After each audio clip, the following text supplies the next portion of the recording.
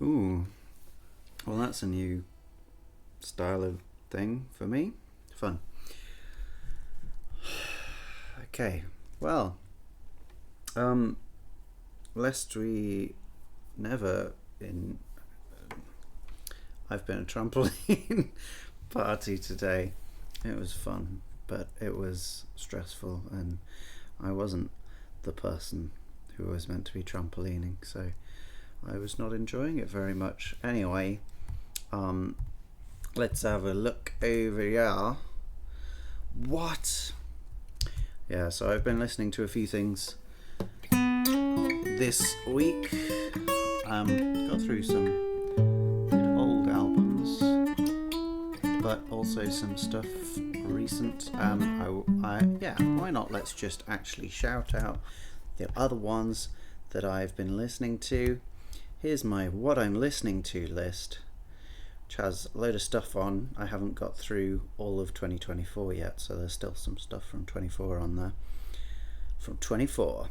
But yeah, oh no, I've already got rid of it. What an idiot. Okay, well, there's this Skinner album, which is it's pretty good. It's quite crazy, all over the place, punky, musically literate kind of music. I like that kind of thing. It didn't blow me away, but it was very interesting at points and just generally fun throughout. That was really good. And then the Lambrini Girls one. That one's pretty strong. Who Let the Dogs Out? Yeah. Now, I enjoyed it, and I was charmed, despite my best efforts not to be, by the general militance throughout. I sort of feel that there's, while I sort of believe that everyone involved in the project is honest and true about how they feel, there's sort of glamorization through punk aesthetic of standing up for issues that I feel these days doesn't really ring fully as true as it should do. What I mean by that is when we're talking about inequality in society, and we're doing it through the same punk aesthetic that people were doing in the 70s, it doesn't feel like that is solely because it's the best expression of the stuff anymore. It feels that it fits in an aesthetic which everyone can understand and write off because it's that. I don't feel like everything on this is totally that anyway, and I think there's a lot of really strong, catchy material on here as well. It's very close to Idols at some point, maybe slightly less guitar noodly, but there's still some cool guitar in there. Anyway, I enjoyed it. I'm not going to look at it today, because today we're going to look at whatever it was. Wainwright Dream Requiem, which the artwork of which will come up, but I will put it up there. Yeah, look, it's Rufus Wainwright. He's certainly in a gold suit, very, very shiny, next to a piano which is more or less staying intact. But what has happened to the rest of the world? Worrying. What's going on with this Q, eh? We've got basically a Q. It's more like an O with a line coming down, and I guess this is sort of like a cross, isn't it? Maybe a cross with a halo? I don't know. Anyway, this is somewhat of a departure from your casual Rufus Wainwright enjoyment, classic songs and such. Like, what's my favourite? Well, probably Art Teacher, but I do have a soft spot for my phone's on fire.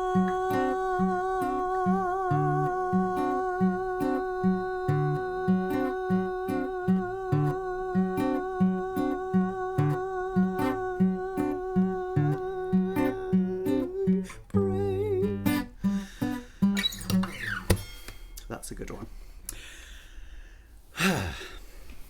So I doubt we're going to get anything as light-hearted as that in here, but interesting that we have Meryl Streep amongst the cast or the performers here.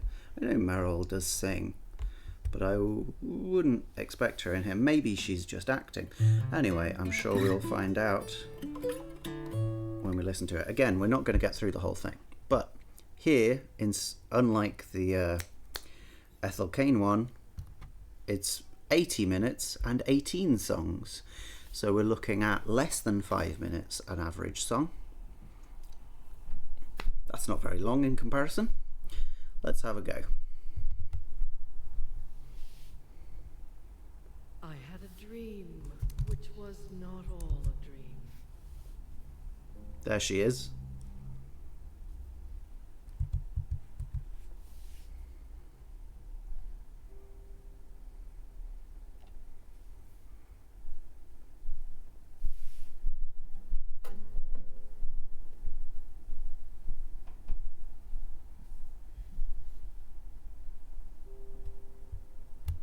Okay, very slow, empty, or I don't know, skeletal beginning, I guess. Just two notes coming out with a huge pause in between both of them. So any form of timekeeping, I mean, there might well be some, but it's not clear if it's going 1, 2, 3, 4, 5, 6, 7, 8, whatever, in that kind of time, or 1, 2, 3. There's no dividing those beats right now. Just getting a repetition across time, and more or less the same amount of time between each of them. I would hazard a guess at. Meryl already has come in saying, "I dreamed a dream, but it was not a dream." I think that's what she said. Let's just hear it one more time. I had a dream. I had a dream. Which was not all a dream. Which was not all a dream. So it was a dream, but some of it was not a dream. Nonetheless, it's dream enough to be called a dream. That's fun. Don't know what that means. In these big silences, because this is a live recording, you can also hear the hall that it's in just echoing with that special hall noise that you get with tons of people in there and lights on and stuff. Okay, This is an acoustic guitar that, or no, it's not. It's a harp. It's clearly a harp. Sorry about that. We got a few more plays of that first note there. So we're getting a little more of the time, the idea of the time of this. But still, just those notes. Okay, a little more movement.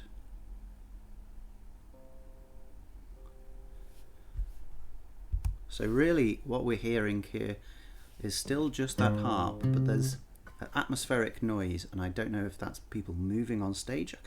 That is what I think it is.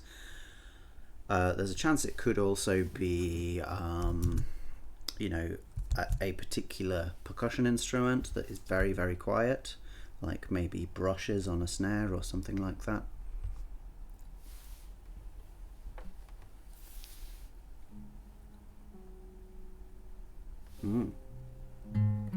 Okay, so we have got some drums, some timpani, very, very quiet timpani.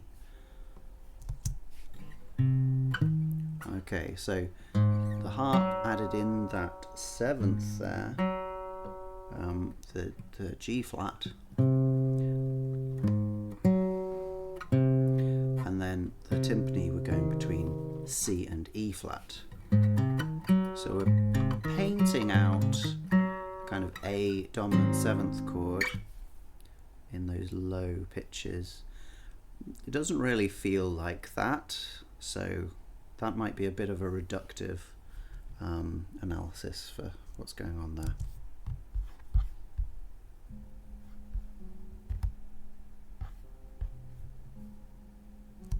Okay, and there was a bom, ba, bom, B flat in there in the timps too.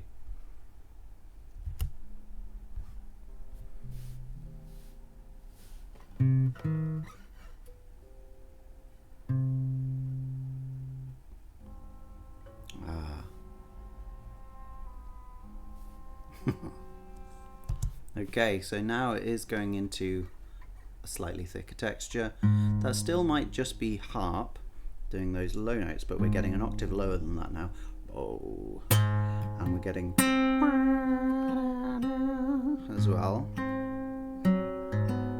So we are looking at some blues, jazz harmony kind of stuff going on here.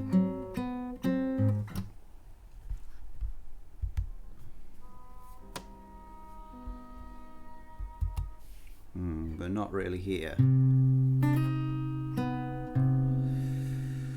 So, okay, so we've still got these as our main two pitches, A flat and C, but now they feel like fully fleshed out chords. We've got the A dominant seventh with a bit of a bluesy third mixture going on there.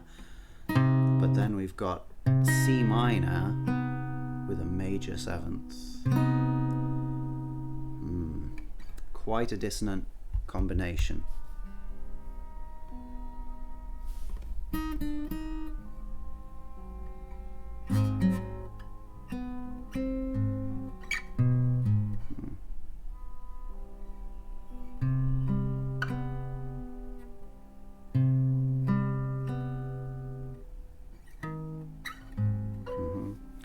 Still going between those.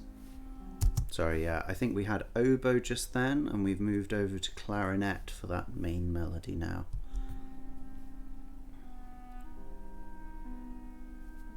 Clarinet has a little bit of a more subtle sound, softer sound. Oboe is a little more abrasive. So this feels broadly softer. The timps are also pretty soft here. The harp is definitely, you know, a very soft instrument most of the time. Or just, yeah, painting this quite tense, hurt feeling between these chords. And we've got a bit of rhythm here as well, haven't we? Ah.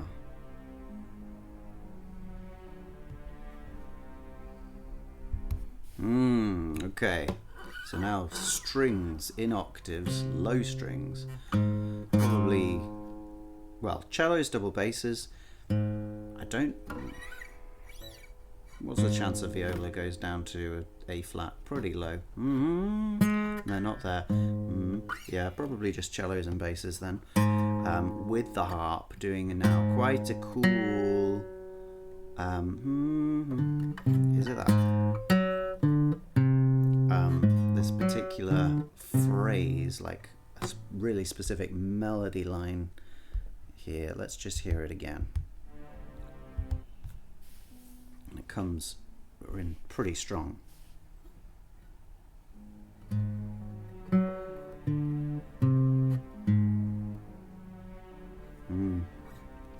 Quite an interesting detail there is that the double basses doing that lowest of notes, they just stick on that. Oh, they don't play this one, but then they do join for ba ba bo ba bo.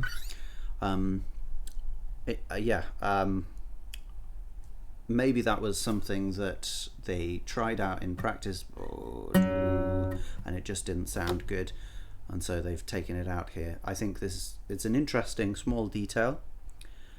I don't know that it serves a huge purpose, but maybe the alternative, the more obvious alternative, really didn't serve them very well.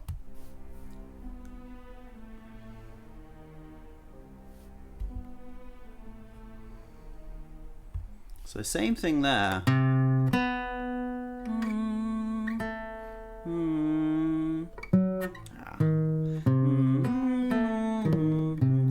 Again, the lower notes are not doing but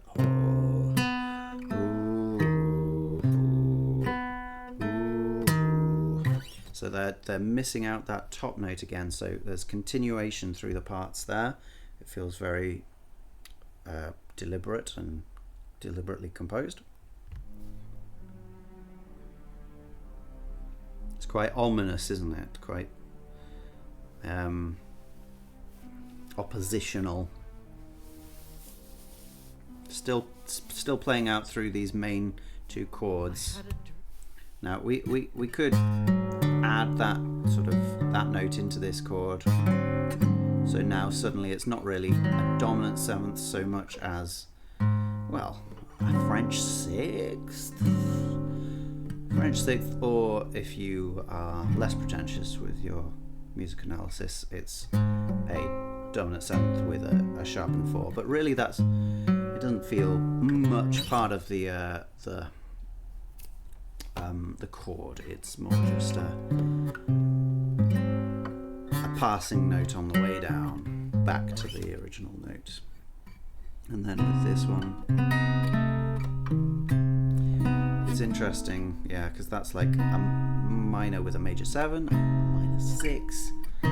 I don't know whether you could consider all of those notes in at the same time, but whichever ones you choose, they're kind of a bit dissonant. Which was not all a dream. Okay, Meryl's back. The bright sun was extinguished, and the stars did wander darkling in the eternity.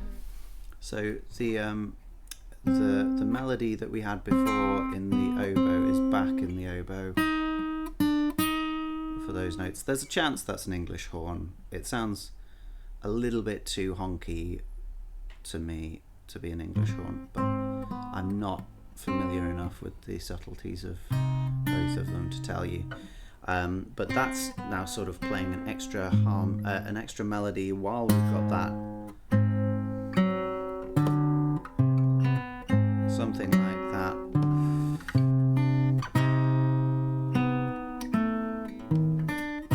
Something like that. So we've got these two melodies going on while Meryl Streep is doing this poem as well. Space, rayless and pathless, and the icy earth. There's a bit of a crescendo feeling. The timps are back as well. Well, they were for a bit. Okay, and we've brought the clarinet back again. But brought no day, and men forgot their passions in the dread of this, their desolation. And all hearts Still going back and forth between these two To a chords. prayer for light. Wah, wah, wah, wah, wah. Just a nice detail there in the clarinet. Oh.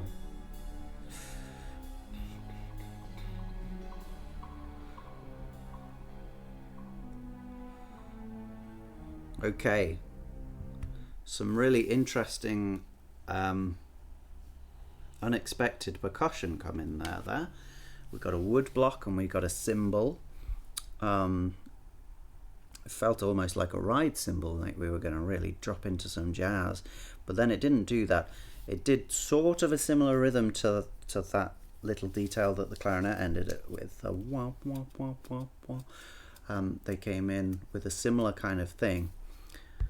Interestingly, it doesn't feel like it quite fits the rhythm of the 1, 2, 3, 4. It feels like it's doing a different thing that goes sort of against that. So yeah, definitely picking up some spice as we go through here. Ooh. Well, I don't even know, I can't pass what that noise is, but we've got some higher strings now. They were just letting in an A flat and a G flat, so still keeping with our chord, although they were playing over that C minor as well. So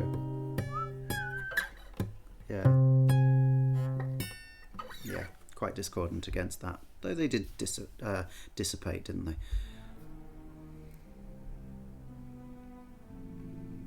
Oh, I think it's a low harp chord, but it's quite indistinct. I can't work it out. Live by watchfires, and the thrones, the palaces of crowned kings, the So we've got two oboes here. Sorry to interrupt, but one is doing our classic melody, and the other one's doing something almost an octave higher. Yeah, so it's becoming more polyphonous. I should know. I've said this word many times. Polyphonic. There we go. Yeah, just filling out, isn't it? It feels much bigger than it did at the beginning. the habitations of all And quite, things yeah, which dwell.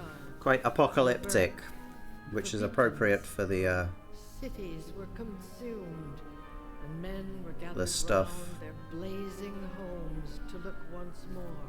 Yeah, that was fun, wasn't it?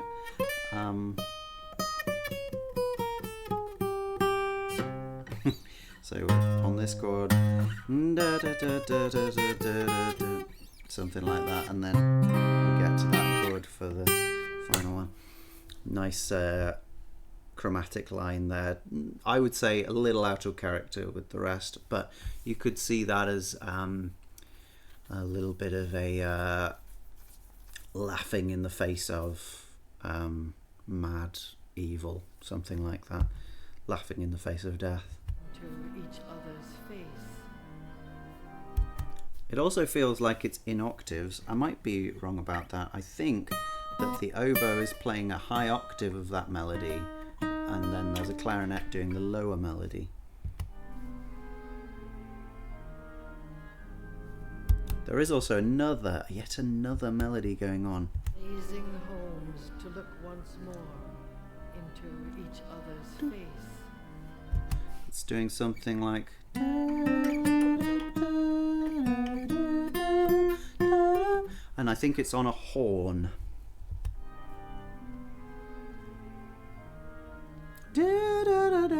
Happy were those who dwelt within the eye of the volcanoes. So the harmony at the base of this is still the same, but with these chromatic moving melodies, the overall harmonic palette is feeling much more extreme and unsustained. There is still something at the heart of it, but we've got so many moving parts that don't quite gel with it, that we really seem to be tearing at the seams. And their mountain torch. a fearful especially with the was all unpredictable percussion forests coming in and set on out. fire, but hour by hour they fell and faded, and the crackling trunks extinguished with a crash. Maybe not enough percussion for my liking. And all was black. Okay. And all was black. We go back to our thing. I don't feel it achieved the climax I was hoping for there, but this is only the first of 18 movements, so let's not be too harsh on it.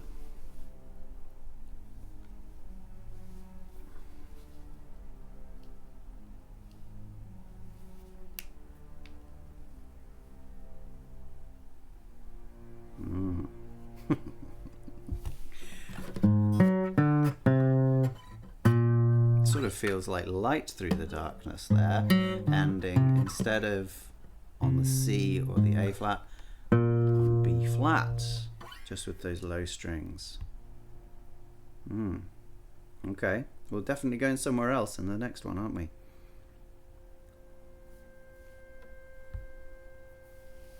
Got the clarinet back in.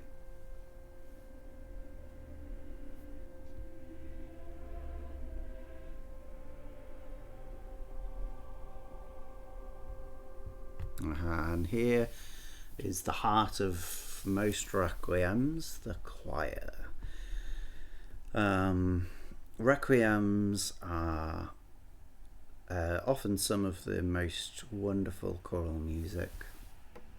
There are some requiems which are performed, by concert orchestras. Getting in a choir specifically for that special thing. The Verdi, of course, is the classic of that description, but also it happens with Mozart, Mozart Requiem. It can happen with the two sort of choral, or like at least in the UK. And things might be different in other countries, but in the UK, the choral benchmark requiems are the Fauré Requiem and the de Rufus Requiem, both of which have a vast amount of just wonderful music in them, but especially looking at the de Rufus, you've got some amazing organ parts. This is quite a common thing for requiems too, as with all choral music. There are loads of other ones which are highly considered. I think Berlioz is relatively highly considered. And of course the Brahms Requiem, which is basically the first one not to be in Latin, or not to be almost entirely in Latin, and one using not even one shred of the Requiem service, which this still uses. So things like this Requiem aeternam, I don't know, Lux Perpetua actually, I'm not sure what that is, but we've got a Kyrie, we've got the Sequentia, which is all this stuff which is relatively common in these, not always there. An offertorium, a Sanctus and Agnus Dei, a Lux Aeterna, an In Paradisum, which is again not always there, but quite often. All these things are commonplace for the Requiem, but you can see that this darkness that we began with here, we've also got a darkness here, we've got a darkness here, we've got a darkness here, we've got some applause. These things are not absolute standard. They are things that Rufus Wainwright feels specifically are worth putting in here. And what is a requiem anyway? Hey, a requiem is a service about death. It's not necessarily mourning. There's often a certain amount of that. It's deeper than that. It has a lot of stuff for every individual writer, a lot of different angles, but generally death is the uniting thing with requiems. And Well, all that to say, let's keep our eyes and ears peeled for some music about death, I suppose. We've already heard some already, of course. Yeah, so as soon as this choir comes in, we are in softer, more pleasing, more polite, more pleasant territory with the B flat major 6 kind of chord on Requiem aeternam. So totally different to what we've had before. Let's keep going.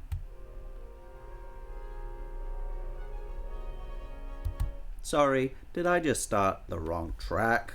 Let's hear that again. Yeah, we do have the 9 in there from the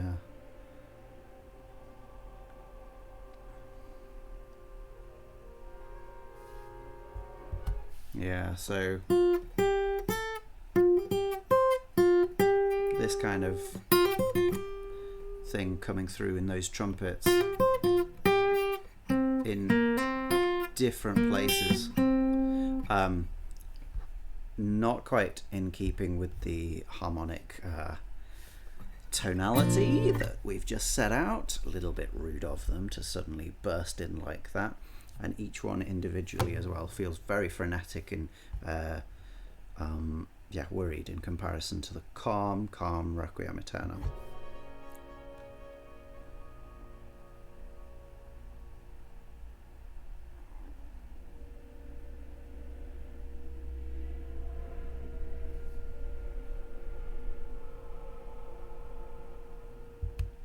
We got back though. Now, yeah, that's quite nice. Before it was turn on, so leading us to a B flat major 6 kind of chord. Here we're going to a B flat major 7 chord. So extending the harmony there. Also, we're kind of in Lydian mode here. We've got that sharp 4 there. Making this a really positive feeling tonal center in comparison to the previous one, absolutely. But yeah, so as soon as that comes in, it's disrupting this tonal center. That first one, it has the B flat, but it also has an A flat. We've just been on an A there, and it comes in just below, and then all the others disrupt it too, in complicated ways I can't go into right now. And then they fade. We're left with those low strings. Presumably the choir comes back again.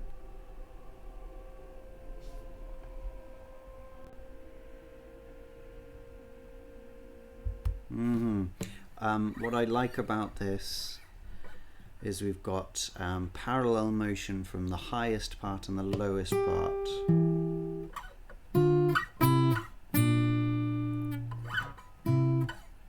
Something like that. They're moving together, which adds this sense of unity, a control. It feels very, very measured with the slow tempo especially. And then the other parts in the middle I think are just holding their pitches. So we've got this hold of the B flat in the middle, and then the moving parts on the outer thing. They're not doing anything crazy, they're just moving together in the same direction. Yeah, very unified, very controlled, very calm. Unlike these guys who just keep smashing it all over. This is a bit like the Britain War Requiem, a little bit.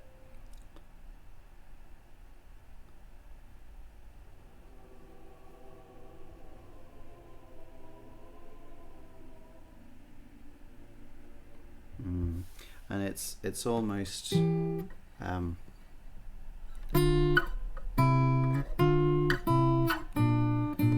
It's almost like a, I mean, it's not very like a Gregorian chant sort of melody,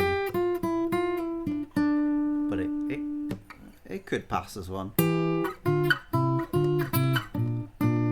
Pretty straightforward, pretty old feeling, isn't it?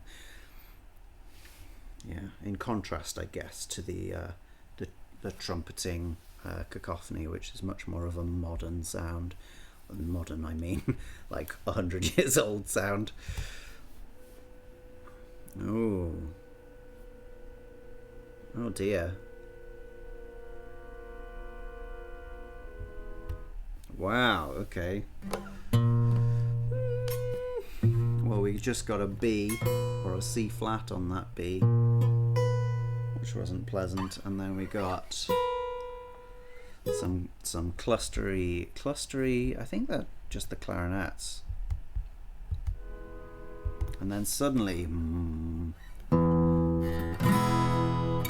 it's our other worlds chord change. This is what I call the tritone substitution here. B flat to E. It's like moving to another world.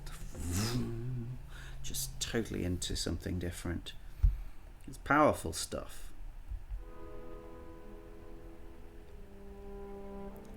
And we've got lovely tremolos going on in those strings. It doesn't feel like the most genius orchestration. It feels a bit lumpy. Like, here we're having some trumpets, here we're having some strings. We're slowly going to bring in some woodwind at some points. Doesn't feel very organic.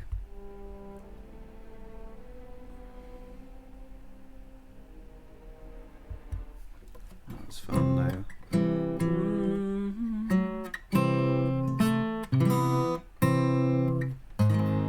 Yeah, lots of big chord changes here. Not all as big as the other world's chord change. But yeah.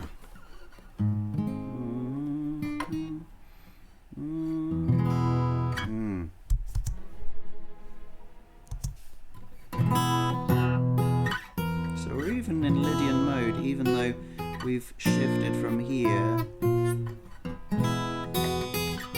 We're still in Lydian mode. And then there was a nice change.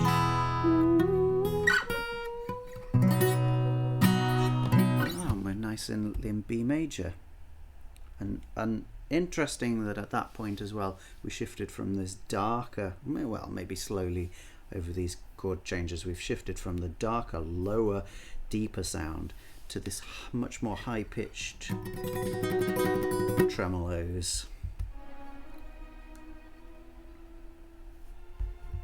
And we weren't in Lydian mode there either.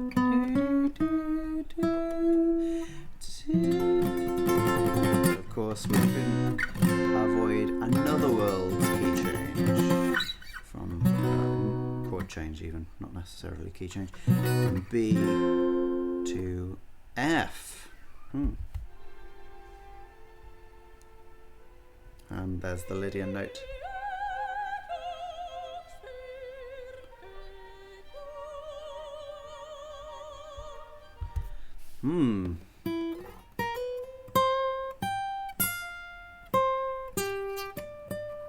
Okay, that works. Our first entry of a real soloist. I am not a fan of the general timbre of classical soloists. We will see if I can put up with it, or even if I like them. There are a fair few that I have liked. I think Pavarotti's good. I think fuck if I say the wrongs. Joan Sutherland. I'm gonna have to look it up. What throws me off is that there's a Sutherland. There's a lot of Sutherlands. Christine Sutherland, I think, is in Buffy. Yes, great. Joan Sutherland. I really think Joan Sutherland was excellent. So there, and yeah, she's definitely one that was. I like Montserrat Caballé, but that's mainly because of the Freddie Mercury stuff. And you know, okay, Maria Callas had her moments too. My favourite living classical singer is John Tomlinson, but I haven't heard him for a very long time, and he is quite old. But I saw him in the Ring Cycle, and he was doing Hunding, and Bryn Terfel was doing Wotan, and he absolutely was outshone by this enormous voice of God coming from John Tomlinson. It was amazing, really amazing. Anyway, I kind of like them. I generally don't. Let's see if we do here. That feels like a mission statement melody. I'm sure that will come up a lot.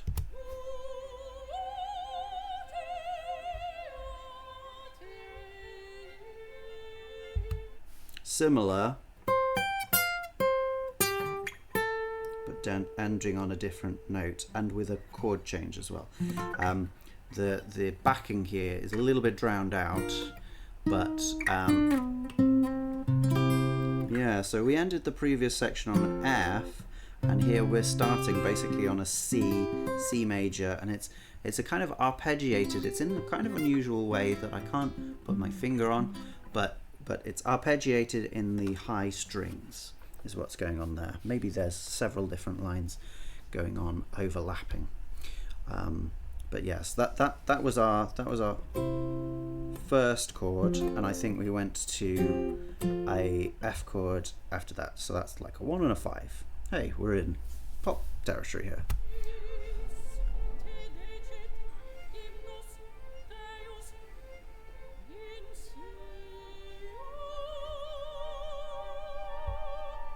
And so the first entry of the flutes there. All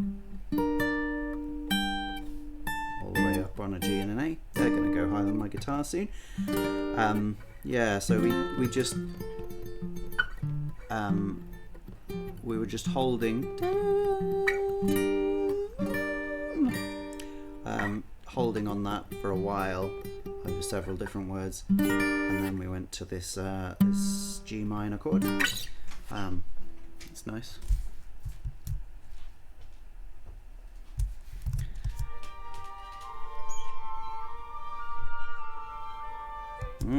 So a little bit of if we think of this as our new sort of home, because we're spending so long on each of these chords, we got a little bit of a bit of Dorian there. We haven't had Dorian so far. We've had some Lydian, we've had some sort of whole tony stuff, and just nasty sound worlds. But yeah, Dorian, I mean, everyone loves a bit of Dorian. That yeah, minor 7 and then major 6, which is just that brightness, and it's up at the top of those flutes. It sounds so glorious. Really nice stuff.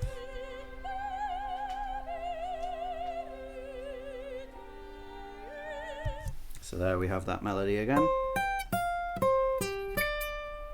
Yep, it's like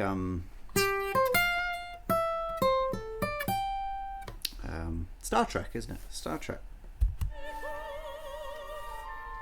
Okay, more melodies going on though here, aren't there? Other instruments have taken up the call. It's not now just the high strings and this soprano soloist.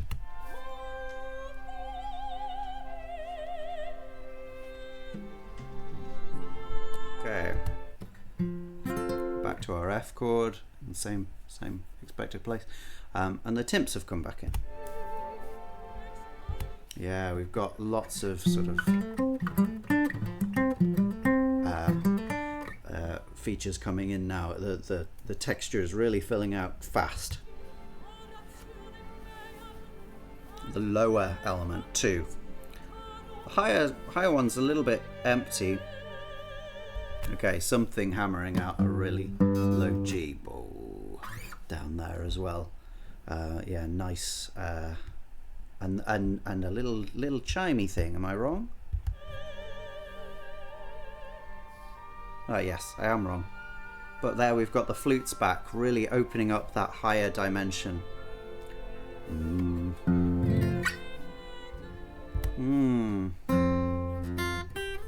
We're again in the Lydian for Requiem aeternam, which was the words we had in the previous bit. So sticking to a particular theme there through the movements. It's nice. It feels very different in this one, doesn't it?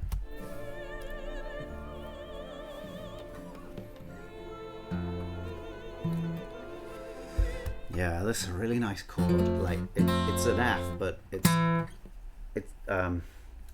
got a lot of major 7 in there from some of the instruments, just enough. Like the wonders of an orchestra are that you can have such a neat balance between different notes of a chord. You can't do this on a guitar, really. You can play all of them. You can try and play one of them louder than the others.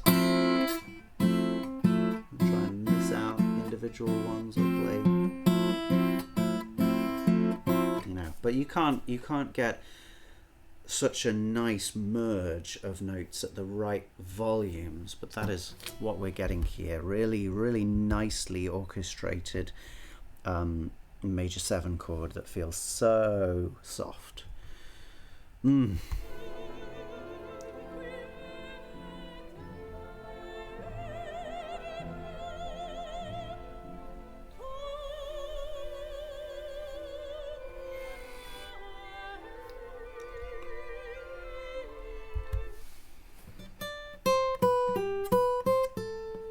Not sure if that is something we've had before. It sort of feels like it was something in the previous one, but maybe it's just a bit close to that. It's not a complicated melody. It's nice enough. So we've again shifted up to a higher register there, and now those rushing cellos, maybe violas are coming in underneath here.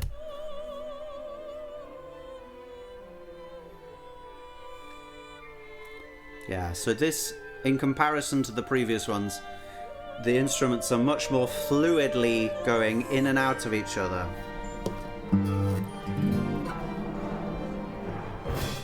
Our first timp roll and cymbal crash. Yeah, bringing us to C major. Nice Dorian shift there as well.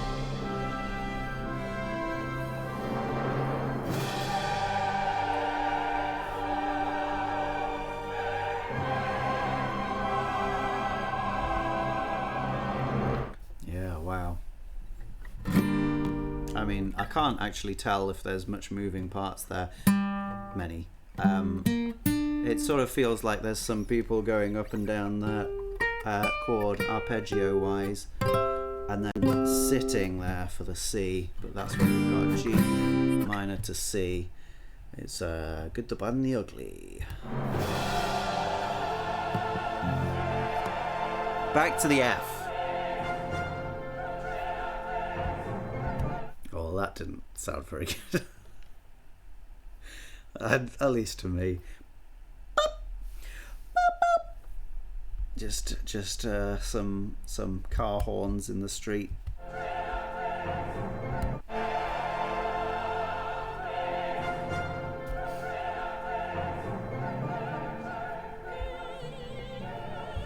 It's a nice melody though, on the timps, maybe on the the double basses as well. Ba ba ba ba ba ba ba ba. It's quite fun. Okay, so we've got more of the sort of quick moving arpeggiated stuff back here. Just a little bit. We've still got long held things in the bass, which is, I would say, a tactic more used in pop music than in orchestrated music, but I could easily be wrong about that. That's where I know it from, at least, and I'm not so familiar with it in classical music.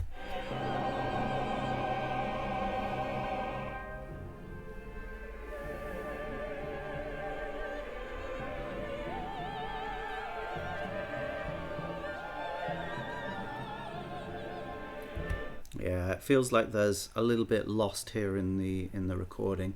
I can't quite hear what's going on in the choir so well. I can hear the soloist pretty well, and I can hear little bits of the orchestra poking out.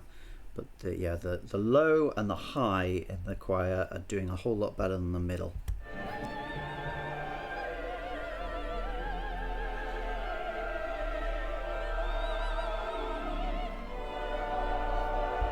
Okay, quite a big change there. Let's just have a look at what that was again. It's kind of D minor.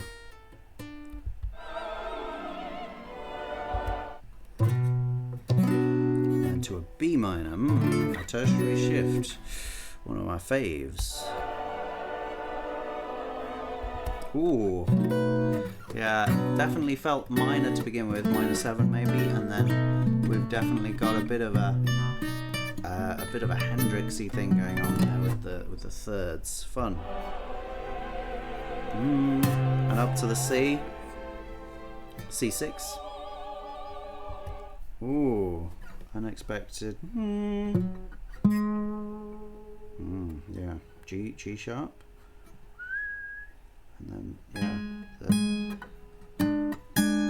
that's mainly the harmony that we've got on there. It's weird when you clear to something which is a whole lot less tonal, isn't it? Because we had a nice but quite crazy C6, and then suddenly got that, and yeah, strange.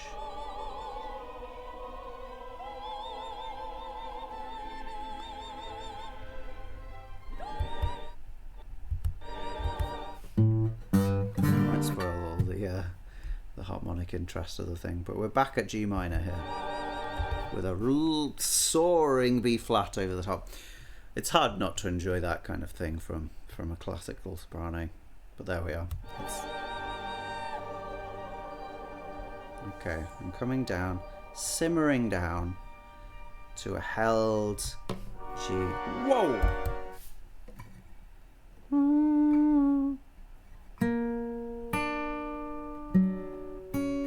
Okay, so we were here. And now we've shifted down a semitone as we get into the next movement via it's just a semitone shift down. The G goes to F sharp, the B flat stays at B flat, or A sharp if you like, maybe this is a G flat, and then the the D stays at the D to begin with, and then goes down to the C sharp to resolve into that F sharp chord. We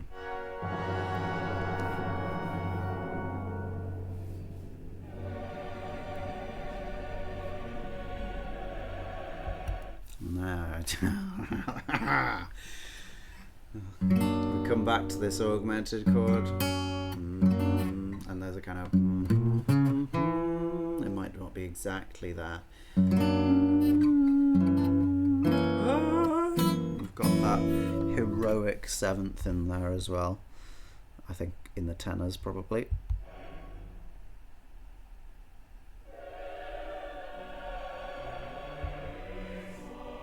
Okay, yeah, slightly jazzy change. Yeah, no, I'm always disappointed by that minor 7th chord, and I'm not sure why. But sorry, minor 9th chord. But that's what we've got here. A minor added 9th really is what we've got. On the B, we have actually pretty classic perfect cadence there. First time we've got anything really, well, no, I suppose though the G to the C and then to the F is quite a perfect cadence too. So we're getting elements of real classicism here. Anyway.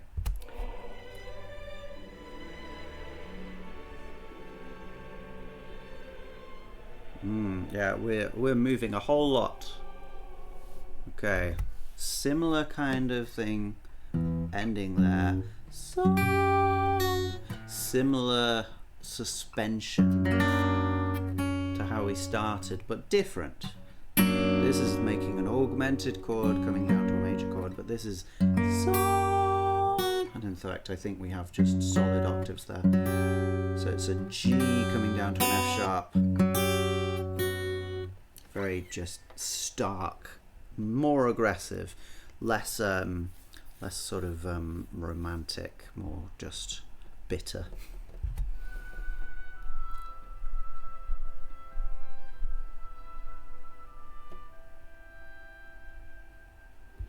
A nice, yeah, change of mood, isn't it? The lovely woodwinds there, the oboe really singing out of the top.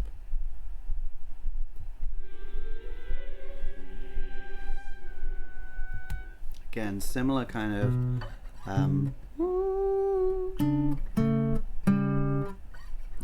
same one actually. Yeah, G down to F sharp, same flat 9 to 1, flat 9 to 8.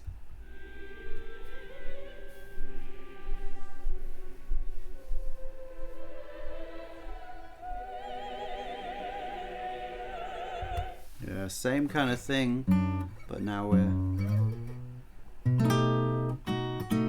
in the B augmented B7. So are we going to have another perfect cadence and go to E?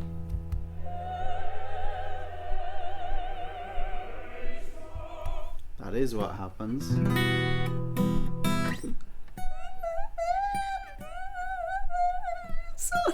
That's trash.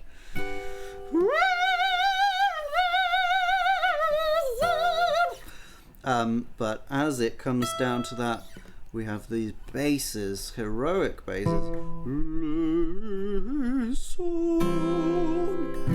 Going up to the E. Ooh. As it changes to a C chord. So we've had this E go to C before. Now it was E major last time, it's E minor this time. So it's not quite the same, but it did happen in the first piece as well. No, did it? Oh, bloody hell. Was it the first piece or was it the second piece? No, it was the second piece because it was the tertiary shift from the B flat, wasn't it? It was in the Requiem aeternam.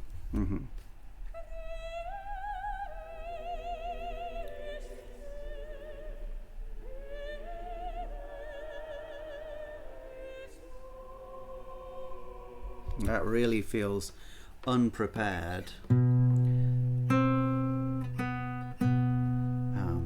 That change to the flat 9 there. It comes out of nowhere. We have this quite thick chord and then it suddenly dissipates to just a couple of notes. I'm not a fan of it anymore. I thought it was okay the first time. I'm not so keen on it this time. Maybe it can redeem itself in my eyes.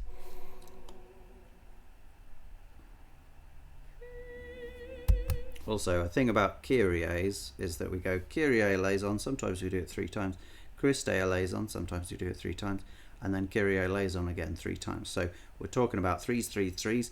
So maybe we'll get a third repetition of the same kind of stuff in a slightly different place.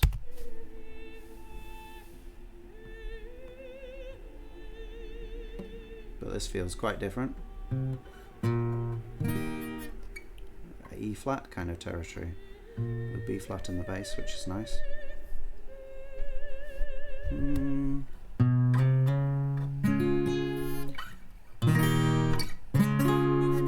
It's not a world away, but it's quite an interesting change, especially with the change.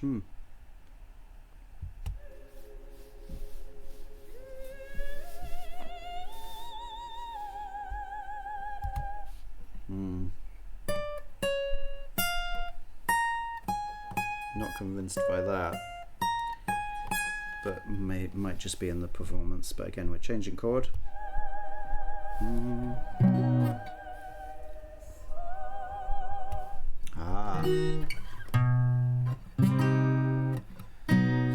So interesting, we came into this piece with a G minor to an F sharp, and we're coming out of it with a B to a C minor, so reversing the shift, going up a semitone rather than down one. It's an interesting choice.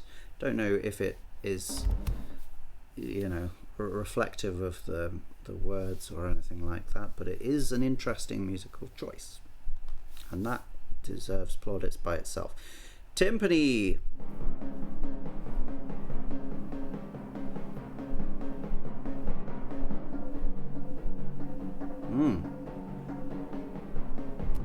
Wow. Okay. So it was. I'm pretty sure the first one here is timpani, but then there's a second set of drums that comes in, which is clearly something else. I couldn't tell you what it is though. But we're doing something my mind goes numb for.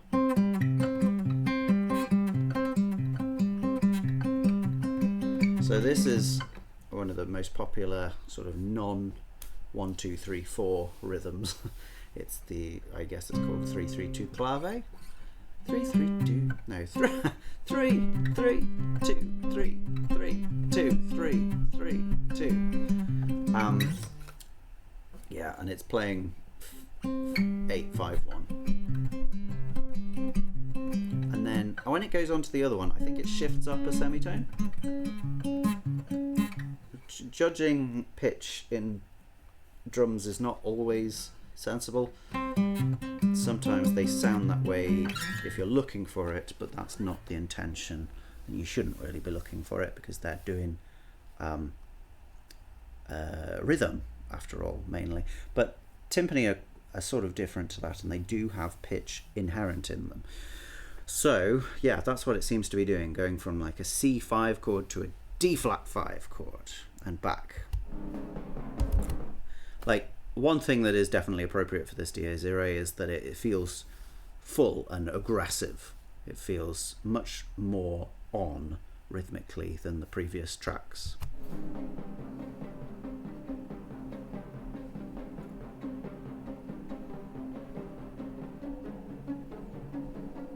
Yeah. So it's shifting up. I think we've got pizzicato strings as well, which I've never heard with heavy drums before. I think that's an interesting mix, and it comes across on the headphones pretty well. I'm not sure how it would feel in the audience. It's interesting. They're only goodness knows what that chord was. They're only doing the first of each of the sets of 3, 3 or 2. So it's pluck, pluck, pluck, pluck, pluck. At least I think so anyway. Yeah, and then we've just hit some discordance.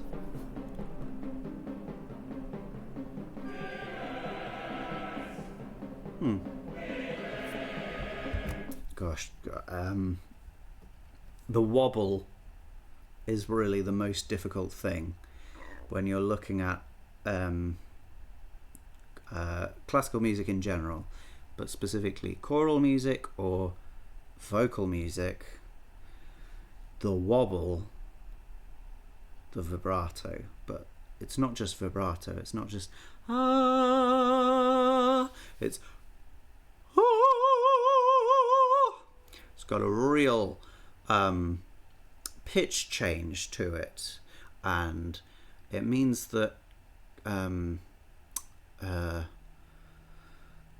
if you're trying to hold a chord with a load of people that wobble and they all do it in an individual way, so that it has its own speed or modulation frequency, it means that these chords never bloody sit. You can never hear what the damn chord is.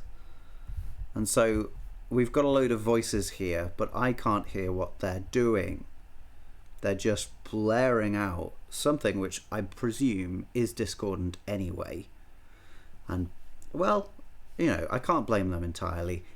To some degree, it's that my ear's not good enough. But my ear's good enough for most things. It's just not good enough for this.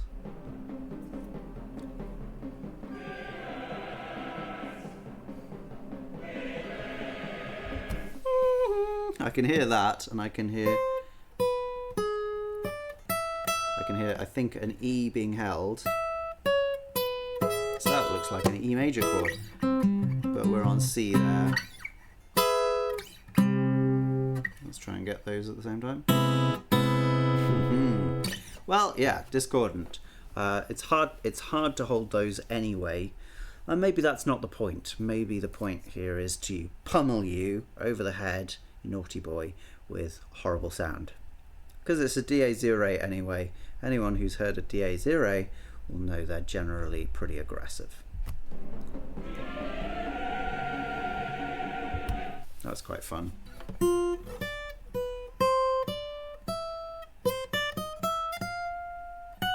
Is it there? Let's hear it one more time. Yeah, all the way up to an F sharp now. Again, let's hear that with the C. Maybe it's with the D flat here though, in which case lovely. If it's with the C, oh no. It is with the D. Now, it's still not like perfect harmony because we've got the bum. It's not like a totally diatonic triad, but it's nice enough. It feels clearer. What orchestration have we got anyway here? We've got the choir. We've got some really high. Like, is it a piccolo? I don't think it is actually. It's not actually there, but we've got some woodwind there. We had something in before. Oh, we've changed now. Now we're in D. So we crept up C, D flat, D. Now we're in D. C, C sharp, D, if you like.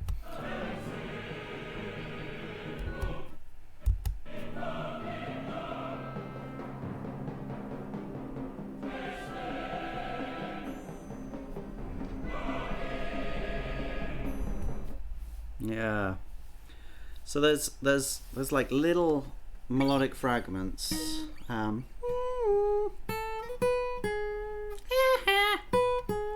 Going through from time to time.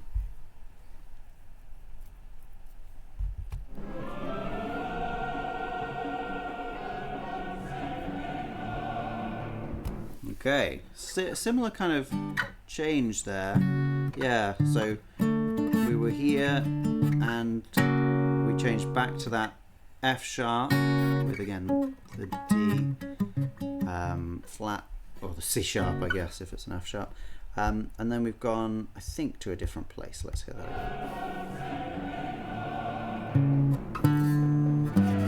No, back to D. And then we're somewhere else. So we went back to D.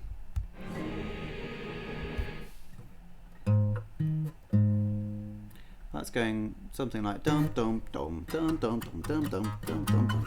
So they've changed the order of the fifths, I think, to be fifths first and fourths afterwards, which it does have a different feel, but it's quite subtle. And the chord change is much bigger, and then yeah, so that's we're at, I guess, E flat. So we've sort of slowly crept up from C up to E flat, with not full 100% participation and cooperation between the parts, but nonetheless we seem to be sort of agreeing to disagree on E flat here.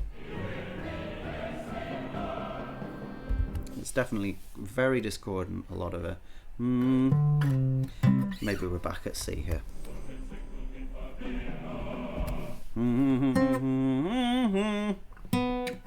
Yeah. That's a little bit like where we were in the first piece. C minor 7, minor major 7 kind of sound. It feels more like that now. Maybe it's that. Well, I think it's sort of silly for me to try and just piece it all apart. It's moving so fast. And really the onslaught of the feeling is clearly what's destined here to make you enjoy this, rather than trying to understand every given change. We got the trumpets, or horns. Okay, got some percussion. We got strings have come in. Everything's loud and relatively well connected. 2 different parts, okay, with the extra brass. So 3 main parts here.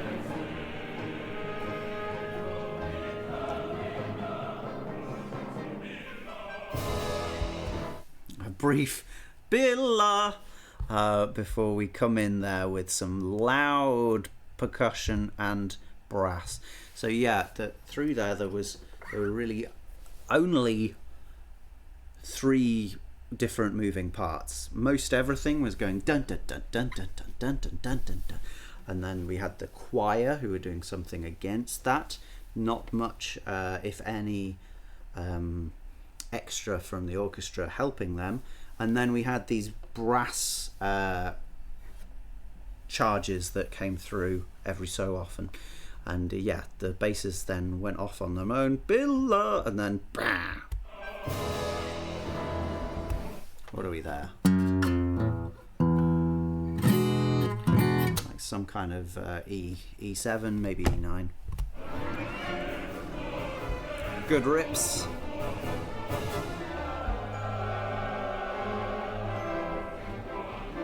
Okay, so after that big hit, things are suddenly rapidly changing in all different ways. We've lost our reliable percussion rhythm. We're not doing that anymore. We're doing other things.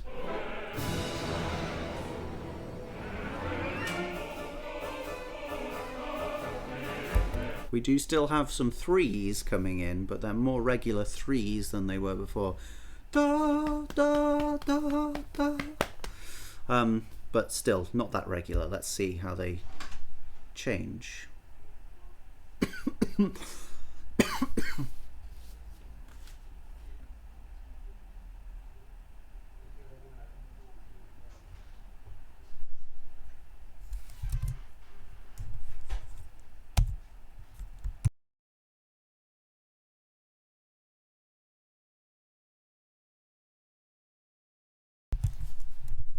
Sorry about that. Some weird stuff at the door.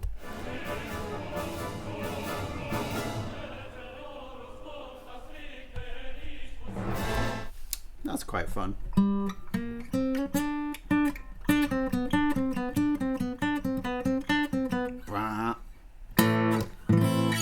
Yeah. I think so. Mainly 3s. And then maybe a 4, and then boom, a 3, and then suddenly, unexpectedly, into the next chord. Fun, strong.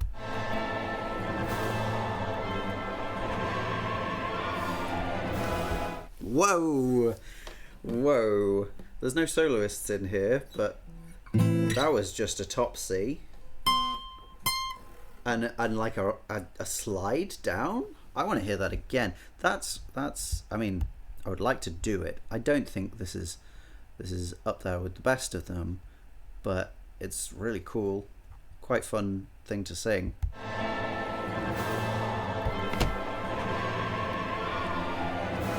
Yeah. Whoa. Going all the way down from a top C. Let's see. Yeah, down to a B. Woo! Crazy stuff. Fun. Just with a slide as well. Yeah, that's fun choral writing. Another one. Okay, I'm now a little bit suspicious because it seemed to be strings that time. Let me just hear it again.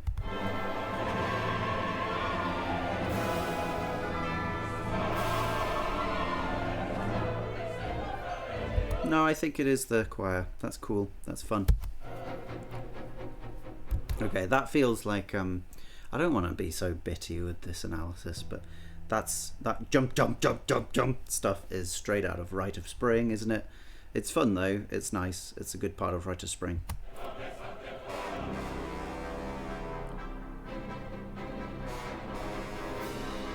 Okay. So it feels like we've almost got our 1 2 3 1 2 3 1 2 back here. It's just not, it's not quite settled enough for me to work out if that is actually the case. We keep changing chords, we keep changing tonal centers.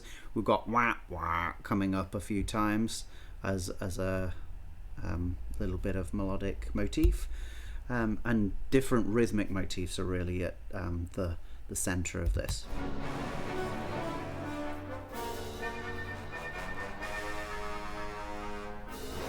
Yeah, and just constant textural switch ups. Like one time it'll be the trombones with the melody, and then it'll be the horns, and then it'll go back and it'll do lots of different things. We're back with the choir now.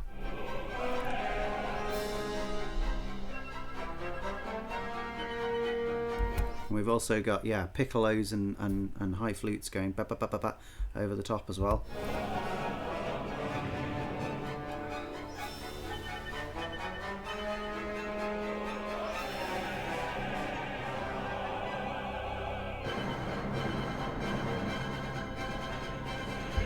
That's nice, because we more or less have agreed on that for a few bars now. Now, it's not quite a C, is it? There's an F sharp in there. I don't think there's a third in there. Maybe there's not. If there is, it's very, very slight, that F sharp. But we've certainly got the C5 coming out strong. And of course we're now back to E7 or some shit.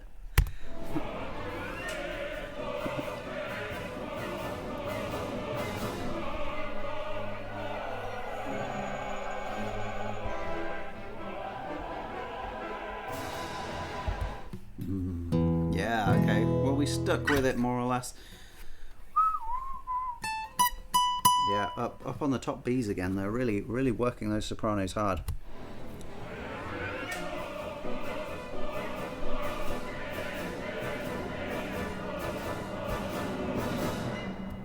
It's hard to keep something which is just the same thing,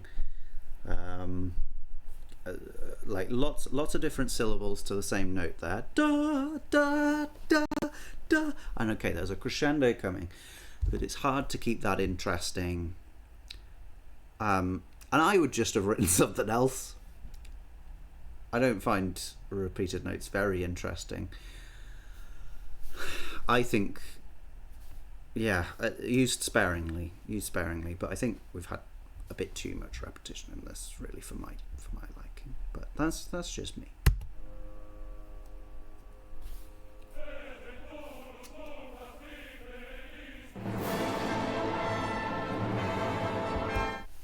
We got it again.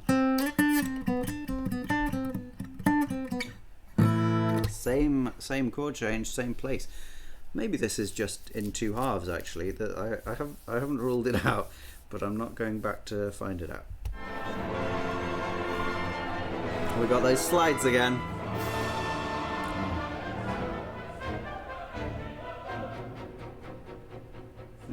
Very similar to what came earlier.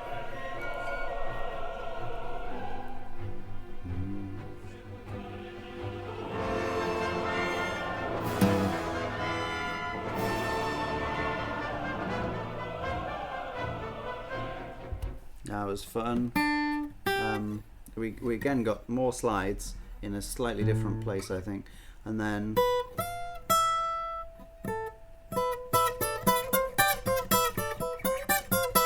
parallel parallel fourths like that. Big fan.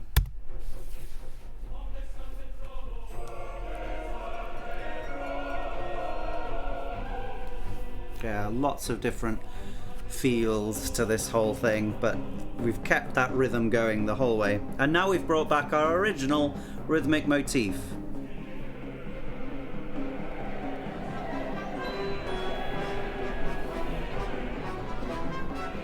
There's just so much going on. It's hard for anything to break through.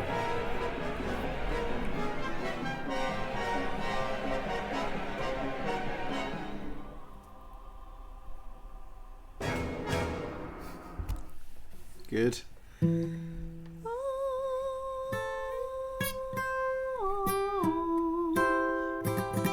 the whole chord there.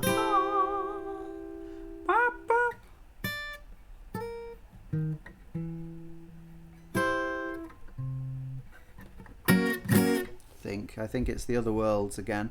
Let's hear it one more time. Fun to just suddenly come down to a major chord sung very softly like that. I am a little bit cliche maybe, but it's a fun moment of excitement when it happens.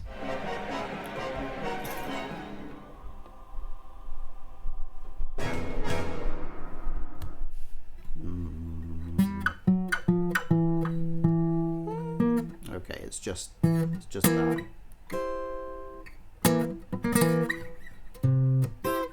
So it's actually just kind of making it a C7 chord. Lovely. Oh, that gong or tam-tam reverb is nice. Okay. Oh, and just a final shift from major to minor. Okay.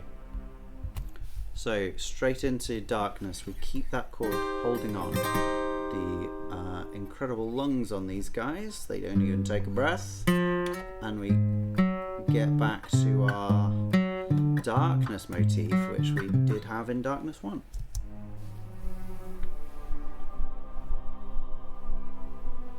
And we're going between the same two chords. Okay, the choir has faded out. Oh, but they are coming back.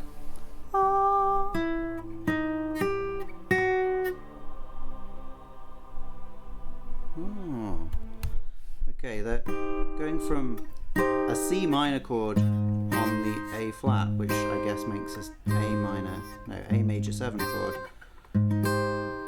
which therefore clashes with the other notes coming through in that motif.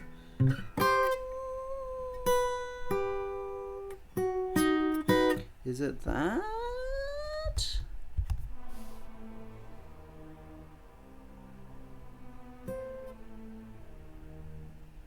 The brows of men.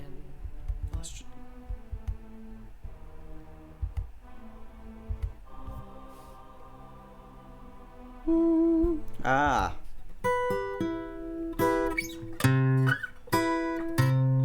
It's actually making a C major 7 there. Which just clashes with that E flat there. So this sort of used to be more clashy in Darkness 1. Now it's a little bit softened. It's just that matchup there, which we don't like. We do like it. It's saucy and fun, and that's totally an appropriate way of describing it. It's appropriate for Darkness somewhat. Maybe it will be more appropriate with this poem as well. The sort of lightness that's getting in there as I see it. The brows of men by the despairing light wore an unearthly aspect, as by fits the flashes fell upon them. Some lay down and hid their eyes. So we've gone back to only the low strings here. Did rest their chins upon their So this does feel somewhat of an interlude. Doesn't.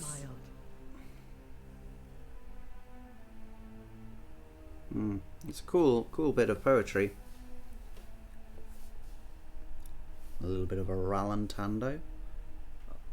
Oh, and an unexpected end as well again. Just like the other one, we went to B flat here. We're going to D.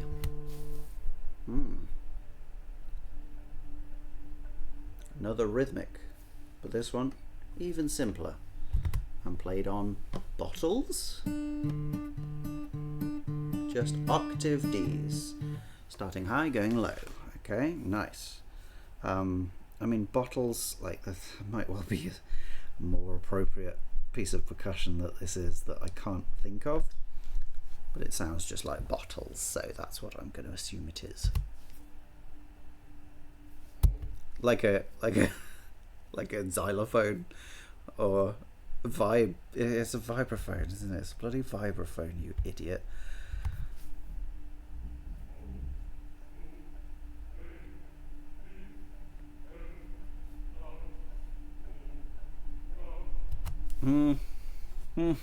Good. So we're in key. Something like that. Well, that just keeps going, those basses. Treating it like a pedal point and doing some interesting melody over the top. A bit like Asturias Leander.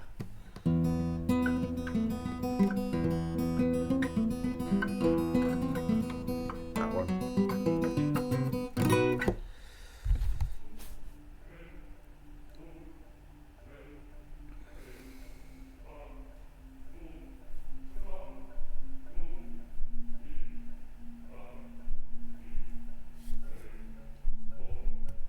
Okay, so they are moving, and because of the wonderful way that vibes sound, we sort of get those harmonics very clear next to the note, so it doesn't feel like just an octave A anymore. It feels like an A major chord. So we're feeling quite like just classical harmony D minor here. Did I really just mistake?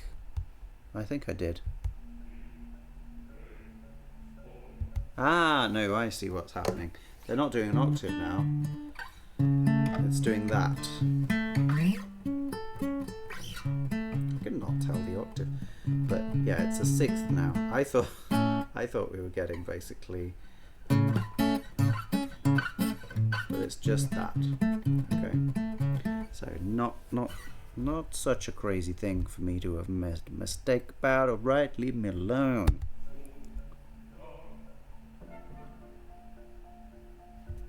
Yeah. So D minor now. It's a bit of a thicker thing. We had a nice bit of woodwind suddenly there, and maybe timps. Just fluttering in, aren't they? Those higher woodwinds. We haven't had much bassoon. What can you do? Yeah, they're playing cat and mouse with the timpani. The timpani just pounced and they missed. Can't catch me. Back now to the first vibes thing, just doing those octaves, but we've got an extra voice with us, not just the basses. Now we've got maybe altos.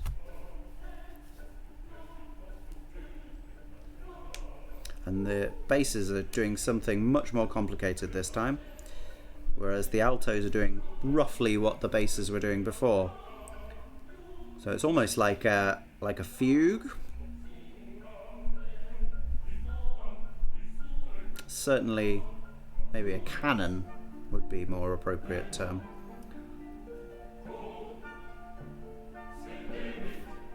Okay, and this is kind of nice. We've got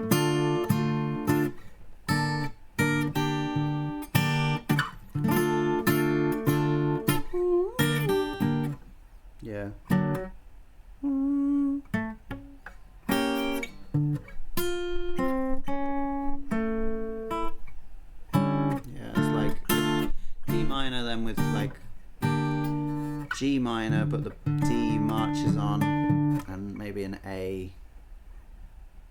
Like an A diminished, or what is that? That's not A diminished. D diminished, but with a no, sorry, G diminished, but with a D carrying on. These are sort of staples of real classical period harmony. They're quite nicely, connected to maybe the Mozart Requiem to some degree. That said, the orchestration you wouldn't hear in Mozart's time.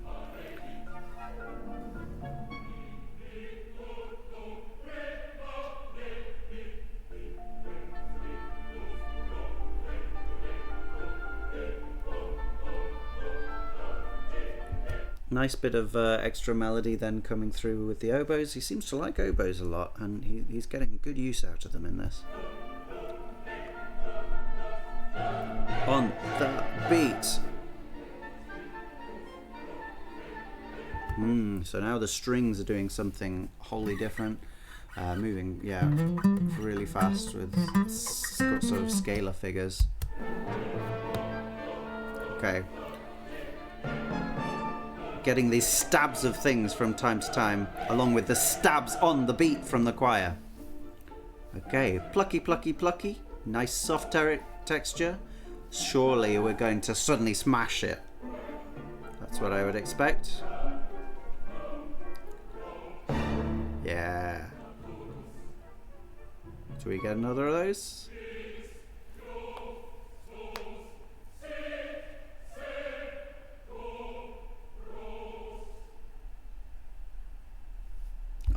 Evil cougher. How can you cough? Be careful. You're in a live performance, lad. Don't just cough. Dearie me. Yeah, that was quite fun, wasn't it? And yeah, we did get that massive smash, and then it dissipated, and then we got these solid walls of choir just singing.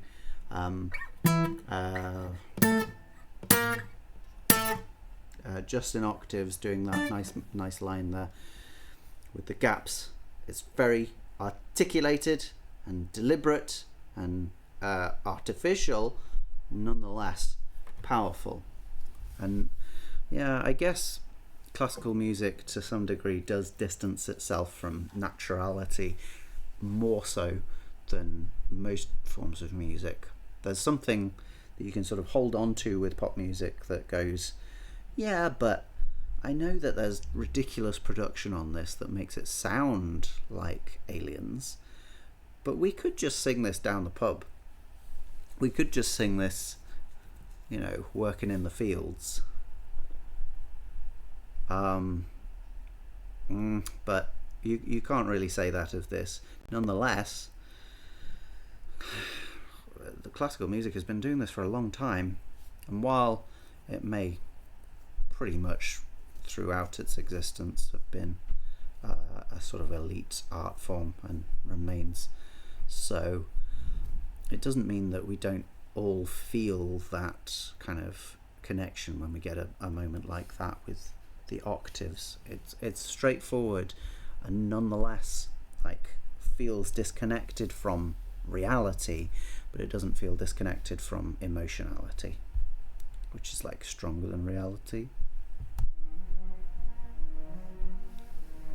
I'm going to try and get through the rest of the Sequentia before 10. Let's see if I can manage.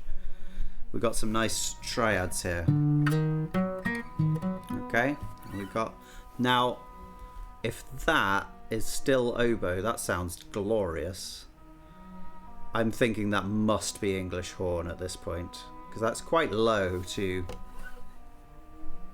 Nice bit of melody. Yeah, the cellos... maybe violas as well, and that solo instrument. That's all we've got here. It's a nice interplay. It's really straightforward. The harmony is a little bit crazy, but not massively out there. Yeah, So that felt like it was almost like a 16-bar phrase there that ended on the 5 and resolved back to where we were expecting it to be, which of course was E flat minor.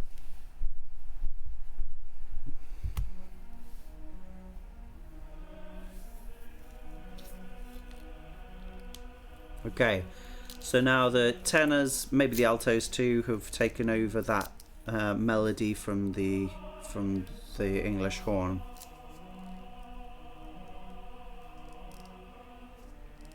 And the cellos and maybe violas seem to be doing the same kind of thing they were doing before.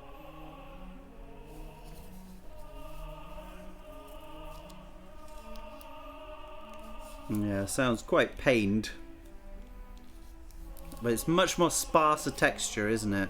And that gets a lot of emotionality through in comparison to some of the others. Like a lot of romance, a lot of passion.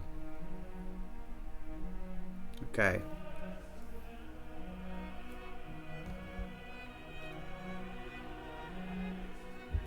Lovely solo violin there.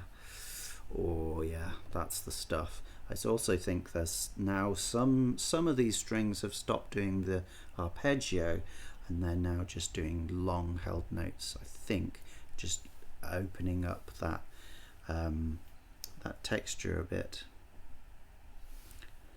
Do I know the mess hall? No, I don't think so.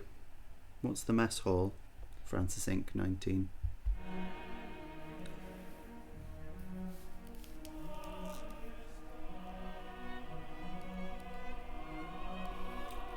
Very nice melody from that solo violin there. I'm a big fan. Okay, the choir are getting a little more polyphonic, aren't they? Going off in different ways. Well, only a little, but they're definitely not as unified now. We've also got maybe pits, but maybe just shortly bowed. I think probably pits, double bass notes coming through there. We haven't had much use of the harp since the first track, have we? That's kind of surprising. Yeah, and it feels like now the other strings are coming in, the other high strings are coming in this next bit.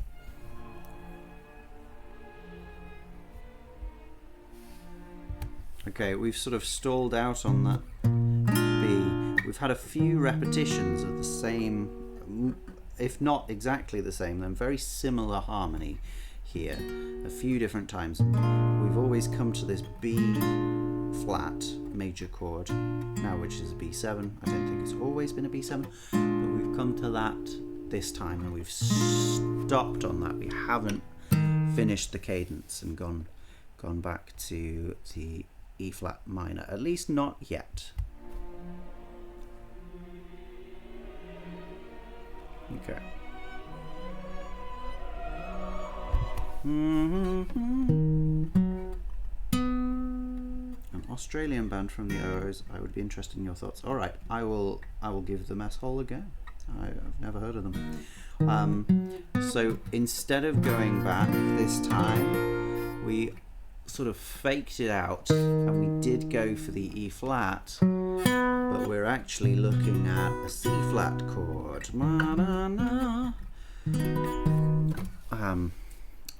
Yeah, so it feels similar but definitely moving in a different direction, and it's also so much fuller now, isn't it?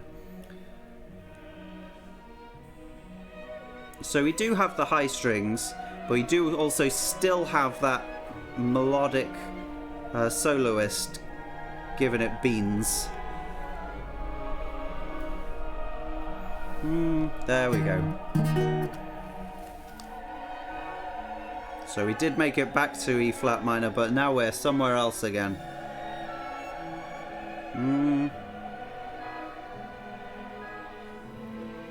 Yeah, very wrought. The emotion.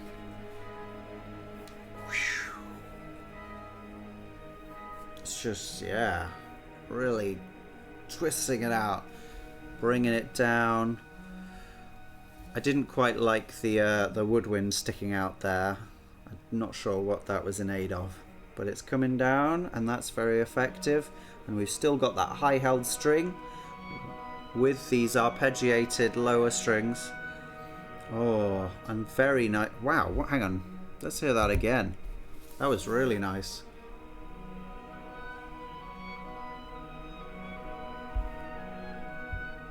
Wow. Really high. Again, if that's an oboe going up to an E flat, that's the nicest E flat oboe I've ever heard. I mean, I guess it could be like an oboe d'amore or something. I'm not so familiar with that side of the oboe family, but that was absolutely gorgeous. That little bit just then. So he's definitely got a talent for quite lugubrious bits of melody. Yeah, so it felt like we came back to our original place there to some degree at the end there. Rufus Wainwright clearly has a talent for the longer style melodies, as demonstrated in that. I think that's my favourite part of it so far.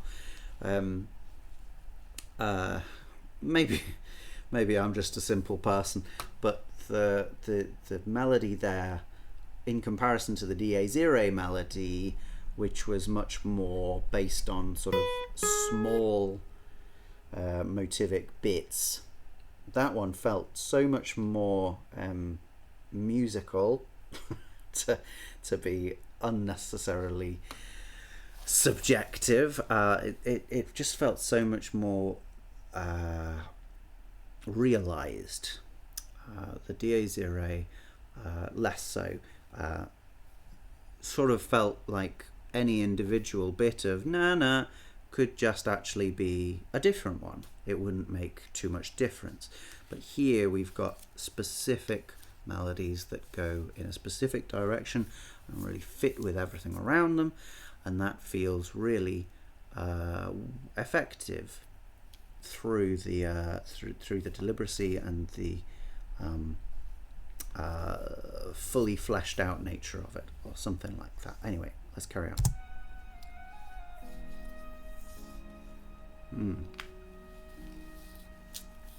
Okay, so we weren't there to begin with, but we have now settled again on E flat minor.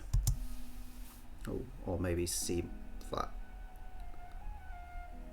Nice bit of flute solo with some harp. I was just bemoaning the lack of harp. It's come back. It's playing nice chords. Oh, full strings.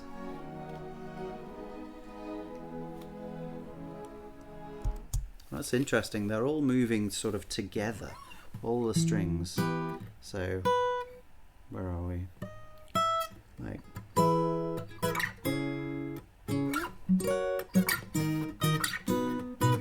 something like that. Just full chords moving in the same direction all the time. Not always downwards, sometimes upwards, but always together. It has this strange sort of push and pull feel. Whoa. Because the individual voices aren't following their path of least resistance anymore. They're all just being swayed to and fro. It's fun. I like that kind of texture. It happens all the time on guitar. It's much less interesting on guitar, but very fun in an orchestra.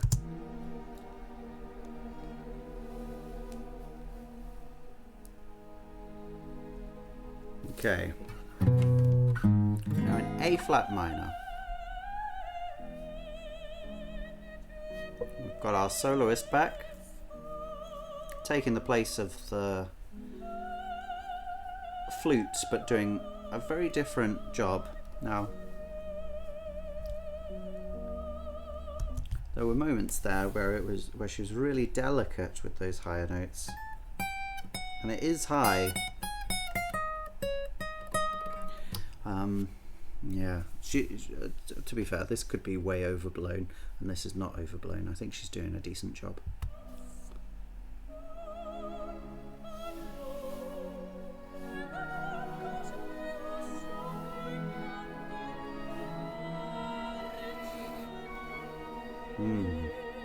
some really rich, interesting harmony in that moment there, like things left suspended that then do resolve. I'm not going to go into it, just have to listen to it yourself.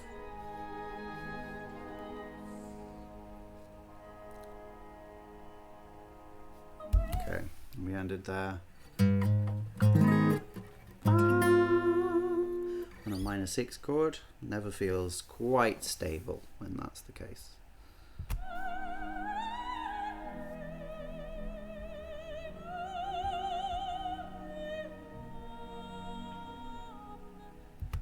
It does suit the accompaniment. Up to that top B. Yeah.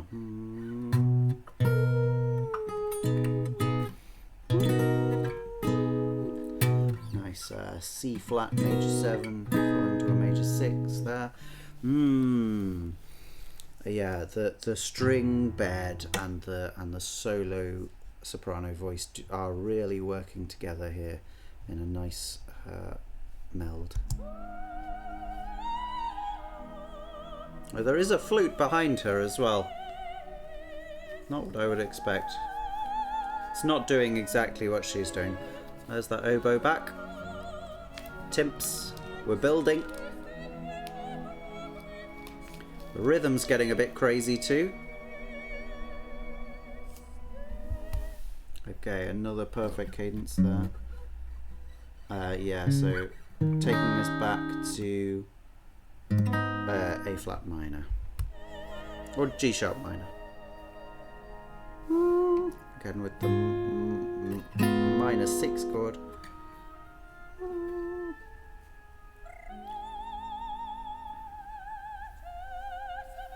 Changing.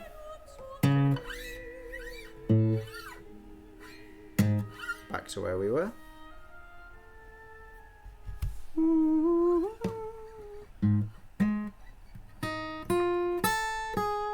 It's an interesting little motif.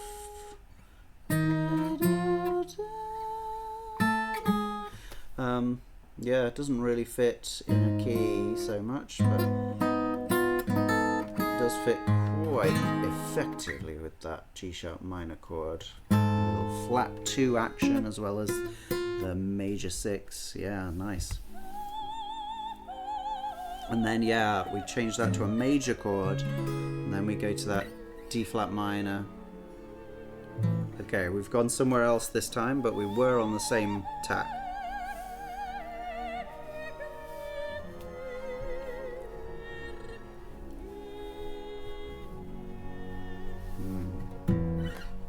We've ended in F sharp major, or on F sharp major. Okay, and we're straight back to where we were.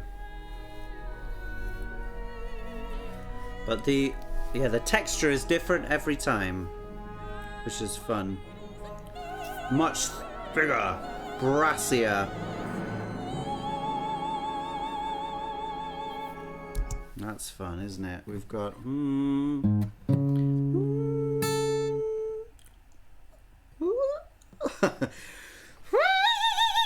we've got one of those A flat up the top.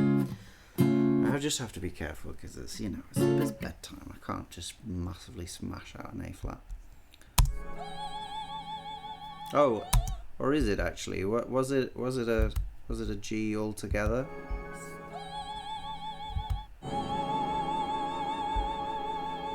Debatable.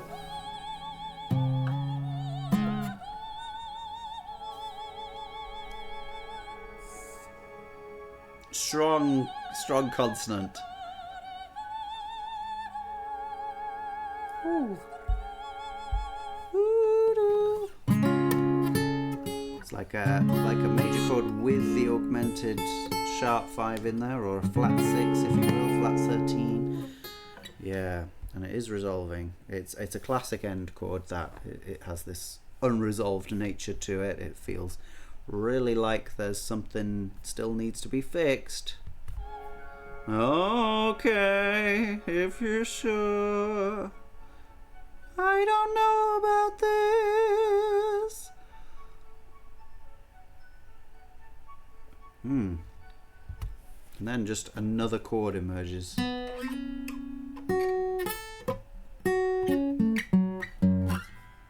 F sharp minor chord emerges from behind the D flat major. Okay, or the C sharp major. I guess that kind of makes sense. That's another perfect cadence.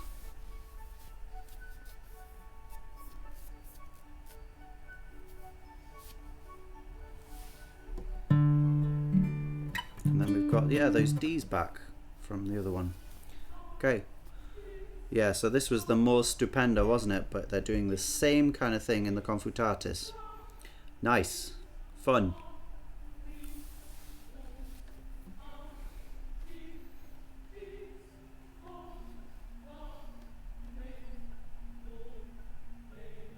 It's actually very similar. This day of wrath shall consume Ooh. the ashes as foretold by David in the Sibyl. What trembling there will be when the judge shall come to weigh everything strictly. Oh, wow. Scattering its awful sound. Yeah, crazy percussion hit there. It's like wooden sticks or something. I can't remember. Just, the proper percussionists in orchestras have all manner of insane items that they can call upon in a performance like this. So you get really crazy hits of unusual noises. And it's very effective. It's very rarely used to full extent, but I'm enjoying the certain amount we're getting in this. Shall come to weigh everything strictly. The Great. Scattering its awful sound across the graves of all And men. really nice that we've changed. Death and shall be stunned when mankind arises to So she said trumpets, and then there are trumpets. I don't like that kind of thing. But yeah, the whole mood given is really effective. count before the judge. The written book shall be brought. And it's really pacey, isn't it? As well, everything's moving forwards very fast. Classic kind of chromatic riff there. Which all is contained, whereby the world is. And now we've got the voice of the poet at the same time as we've got the choir, which is the first time that's happened in this. The poet's really been disconnected from the rest up till this moment. The two darknesses, not really much else, but this is actually mixing two pieces together, really. Mixing a darkness with more stupenda. And that's great. It's such an effective moment, bringing those two things together in this high tension, high octane environment. It's really, really exciting. When the judge takes his seat, all that is hidden will appear. Nothing will remain unavenged. And what shall I, a wretch, say then? To which protector And shall you I just appeal? don't know what to listen to, do ya? It's so polyphonic. You freely save those worthy of salvation. Save me, found of pity. Remember, gentle Jesus, that I am the reason for your time on earth. Do not cast me out. On that day, seeking me, you sang down wearily. You saved me by enduring the cross. Such travail must not be in vain. Righteous judge of vengeance, award the gift of forgiveness before the day of reckoning. And it's a okay. The trumpets came in when they weren't bidden this time. It's a hard thing being able to give poetry readings in the accurate amount of time that you're meant to when you're doing it with an orchestra like this, because the orchestra's got their music and they've got more or less what you're saying, and they've got to be in time with you. Well, really, if you're good, you're in time with them, and that seems to be what's going on here. Well done to Meryl Streep for doing that. I groan as one yielding. My face blushes with guilt. Spare the suppliant, oh God. Thou who didn't absolve Mary and hear the prayer of the thief. So this is kind of, again, it's like a, here's the block again, here's another block, similar to the third piece.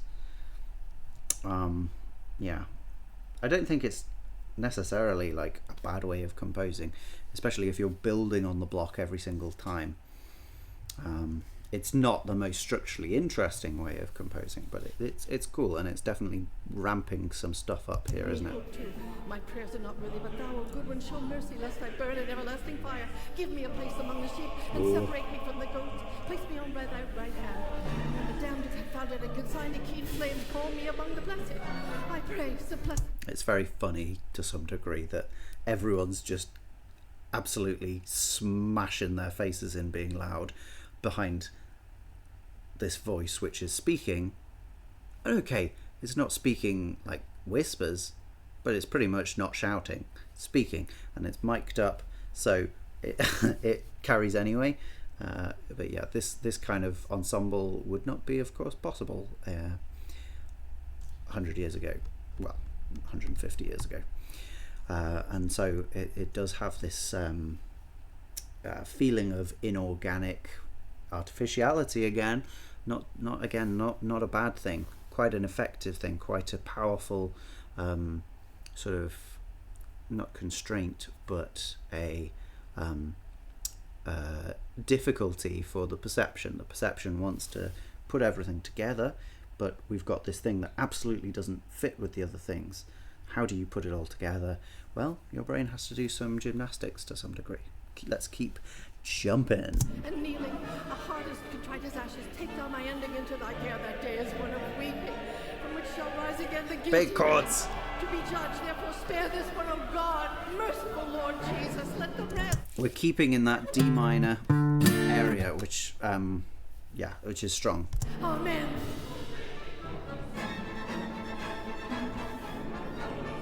We had an amen, which is nice, but yeah.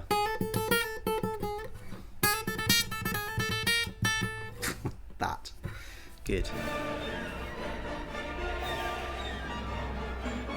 Okay, so as things go super crazy and stop following the regime and Merrill drops out. Okay, so we had some descending strings there in fifths. I think it was actually the octave up there. But yeah, while we have the dum dum dum thing from the choir.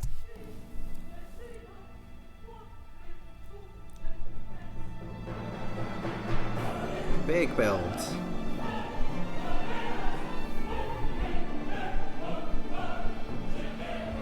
This is a actually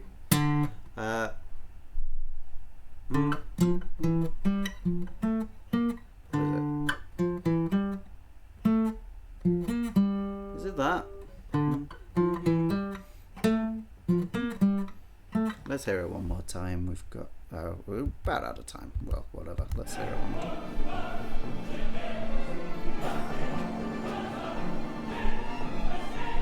Yeah. It's a stepping up cadence sequence. And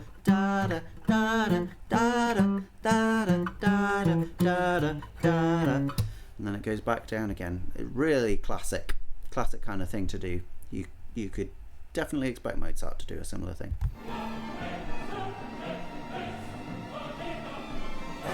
He wouldn't do it in octaves like that, though.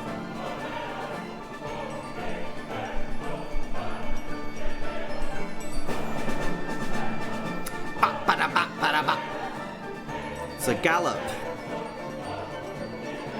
Yeah, lots of different parts. Oh.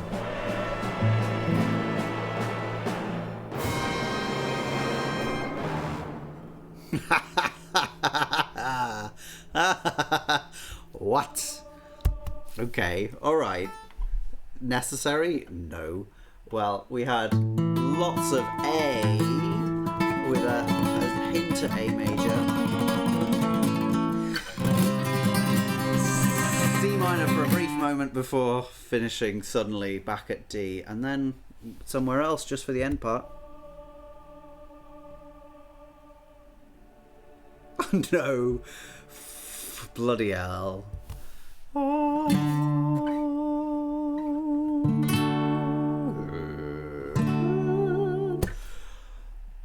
gross. Like, genuinely, I feel properly, stupidly broke that ending. I think it was exciting all the way up to the last 20 seconds. Deary me. I mean, okay, it might just be my first run, and to be honest, if I was singing this, I'm sure I would find that both hilarious and really enjoyable. But I think for a serious piece of music, that really comes off wrong, for me at least, the first time. Anyway, that's a bit of old talking about the old music of Rufus Wainwright. It's a Requiem. I'm going to now have a listen to the rest of the Requiem, but I'm not going to analyse it. It's going to be a nice calm thing for me. Lovely. Don't have to think hard about what's going in my ears. Preferable. Not that I don't really enjoy this. This is actually really somewhat of an outlet for my own brain, because my brain goes, you should be learning these things, you should be looking at it, you should be trying to understand. And so I do. And I hope you enjoy it too. And yeah, if we want to do the rest of this, I'm sure we can at some point. I just need some level of interest before I can be bothered to look at a whole damn thing like this. Alright. Yeah, that's Rufus Wainwright. Yeah, we looked at enough of it, frankly, didn't we? We looked at over half of that. Very good stuff. Right. See you soon. Bye.